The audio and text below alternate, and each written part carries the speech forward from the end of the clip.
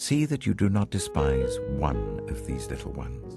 For I tell you that their angels in heaven always see the face of my Father in heaven. What do you think? If a man owns 100 sheep and one of them wanders away, will he not leave the 99 on the hills and go to look for the one that wandered off? And if he finds it, truly I tell you, he is happier about that one sheep than about the 99 that did not wander off. In the same way, your Father in heaven is not willing that any of these little ones should perish. If your brother or sister sins, go and point out their fault, just between the two of you. If they listen to you, you have won them over. But if they will not listen, take one or two others along, so that every matter may be established by the testimony of 2 or 3 witnesses. If they still refuse to listen, tell it to the church. And if they refuse to listen even to the church, treat them as you would a pagan or a tax collector. Truly I tell you, whatever you bind on earth will be bound in heaven, and whatever you loose on earth will be loosed in heaven. Again, truly I tell you, that if 2 of you on earth agree about anything they ask for, it will be done for them by my Father in heaven. For where 2 or 3 gather in my name, there am I with them.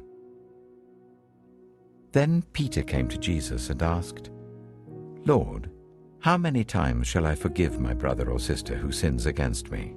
Up to 7 times? Jesus answered, I tell you, not 7 times, but 77 times. Therefore the kingdom of heaven is like a king who wanted to settle accounts with his servants. As he began the settlement, a man who owed him 10,000 bags of gold was brought to him. Since he was not able to pay, the master ordered that he and his wife and his children and all that he had be sold to repay the debt. At this, the servant fell on his knees before him. Be patient with me, he begged, and I will pay back everything. The servant's master took pity on him, cancelled the debt, and let him go.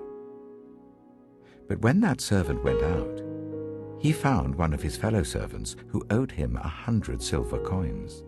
He grabbed him and began to choke him. Pay back what you owe me, he demanded.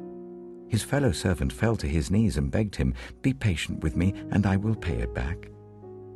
But he refused. Instead, he went off and had the man thrown into prison until he could pay the debt. When the other servants saw what had happened, they were outraged and went and told their master everything that had happened. Then the master called the servant in. You wicked servant, he said. I cancelled all that debt of yours because you begged me to. Shouldn't you have had mercy on your fellow servant just as I had on you?